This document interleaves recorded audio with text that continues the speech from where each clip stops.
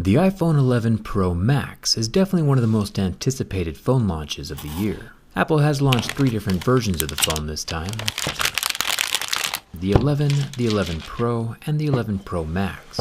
So I figured I'd durability test the most expensive of the 3. Apple's done some pretty interesting stuff with this new version. There's a lot to check out and take in. Let's get started.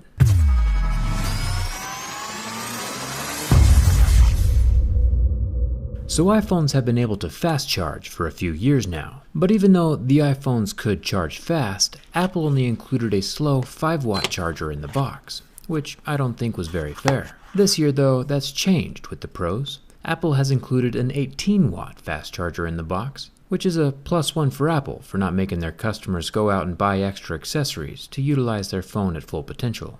It's definitely a step in the right direction. This 11 Pro Max is the midnight green version and has the same frosty finish that we saw in the Pixel 3 and the OnePlus 7.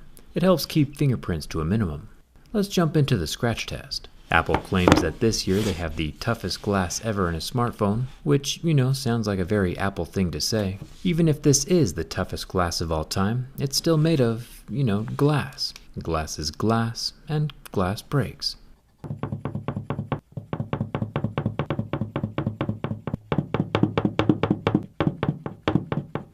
If anyone ever comes up with something stronger than glass, they'll definitely be calling it something different. Until then, we see scratches at a level 6 with deeper grooves at a level 7. The screen still definitely won't be scratched up by keys, coins, or razor blades, but it'll also still crack if you drop it. We'll talk more about that in a second. Up here at the top notch we have a metal speaker grill, pretty solid. Won't be falling out on its own. Another fairly substantial improvement this year is with the selfie camera. Of course, numbers aren't everything, but with 4K and slow motion on the front camera, Apple is actually competing with other flagships. I personally won't be posting any flowing hair slofies on Instagram anytime soon, but still, it's definitely a step in the right direction. There is the same plastic edge around the glass screen, which is a good impact layer between the 2 extremely hard materials, glass and stainless steel. The vast majority of smartphones these days are made from aluminum. It's lighter, cheaper, and more malleable than most of the metals, so it's fairly easy and inexpensive to form into a phone. The sound you hear though is stainless steel. Steel is a much stronger metal than aluminum, so strong in fact it's difficult for my razor blade to get a bite on the metal. Steel is a 5.5 on most scale of hardness, which is about the same level as my razor blade. Aluminum would be a 3 or a 3.5, which makes it much easier to scratch than stainless steel. Apple has taken their perceived premium branding and actually used a premium material to match. The phone is still plenty expensive, of course, but the price tag is a little more justified by the materials being used. It's a step in the right direction. There's still no expandable memory card slot, which is good since it leaves me with something to complain about. But there's also something extremely good about this port that not many people have caught. This phone is IP68 water resistant, and you're probably thinking to yourself, what's cool about that? Most flagships these days are 6.8 water resistant. And yeah, you're right, but instead of doing the same basic 1.5 or 2 meters deep for 30 minutes submersion that every phone manufacturer does to get that IP rating, Apple went above and beyond and doubled the depth to 4 meters for 30 minutes. I'll explain more during the teardown, but the takeaway is the iPhone 11 Pro is by far the most water-resistant phone on the market right now. That's a huge step in the right direction. Apple has actually innovated, and I think that deserves a thumbs up. Yeah, Apple still has the dumb proprietary screws and no headphone jack.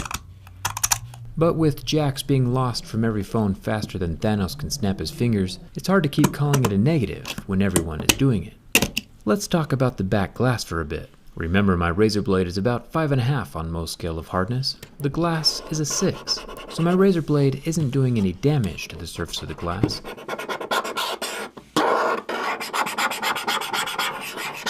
The glass is actually damaging my razor blade. Like sandpaper on wood.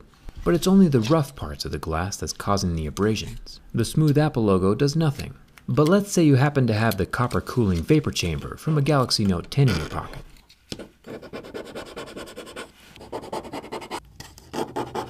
It looks like that hurts.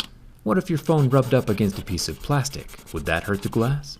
Visually, it looks like the answer is yes, but actually the answer is no. The etched surface of the level 6 glass is microscopically rough and is literally taking tiny chunks off of these softer materials as they brush up against the surface of the glass. But this material transfer dust can easily be brushed off, leaving the phone looking just like new. There might be a tiny bit of residue left over still, but it's good to know that these marks aren't permanent. Coins leave pretty hefty marks on the glass. Quarters leave a residue. Even Abraham Lincoln, you know from back when presidents were respected, leaves his mark on the glass. The cloudy surface of the glass is slowly wearing away at all my coins, and the dust is being left behind on the surface.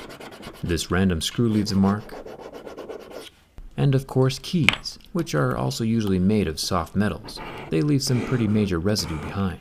To solidify the point a little further, we can take my Mohs scale of hardness picks, and we can very clearly see that every level of pick leaves material behind on the glass, until we get to levels 6 and 7, whose tips are hard enough to faintly wear down the surface of the glass instead. Science. We'll see if all these marks come off or not in a minute. Let's chat about this camera unit.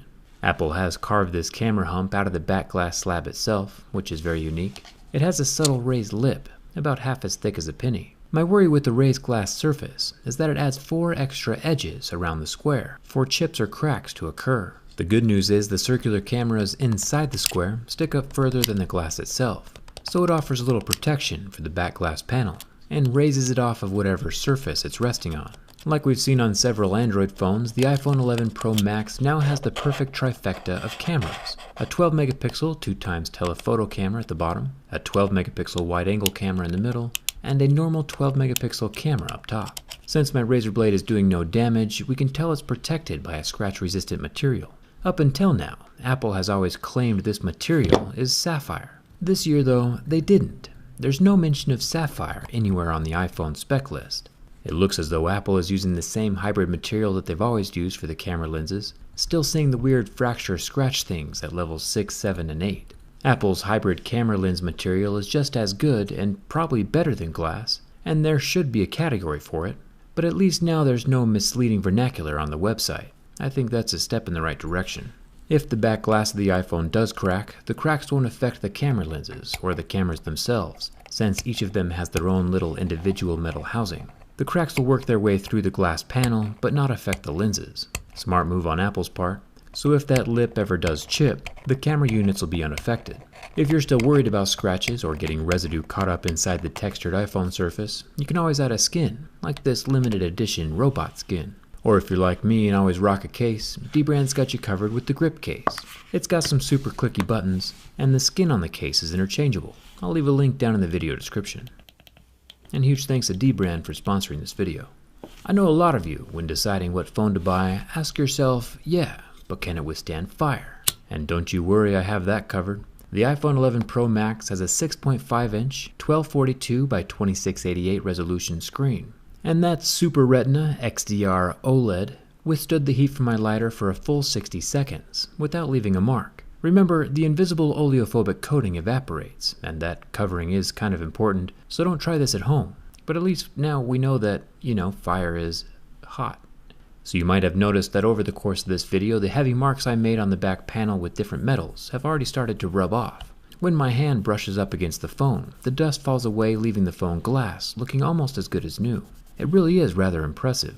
I've never had an iPhone fail my durability test before, and I might not always see eye to eye with the iPhone lineup, but Apple does make very structural and solid smartphones, and this iPhone 11 Pro Max is no different. There's zero flex.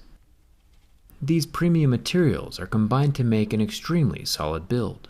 Apple has used recyclable stainless steel on this phone, and is currently using 100% recycled aluminum to build the MacBook Air, the Mac Mini, the Apple Watch, and the new 7th generation iPad, which is something to be super proud of. There has been a shift over at Apple. Yeah, Androids can still do more, but Apple has taken so many steps in the right direction with this new iPhone 11 Pro that I'm running low on things to complain about, and that's definitely a good thing for everyone. There's a lot more to talk about and review this from the inside, so hit that subscribe button so you don't miss the teardown. It's free, and come hang out with me on Instagram and Twitter. Thanks a ton for watching. I'll see you around.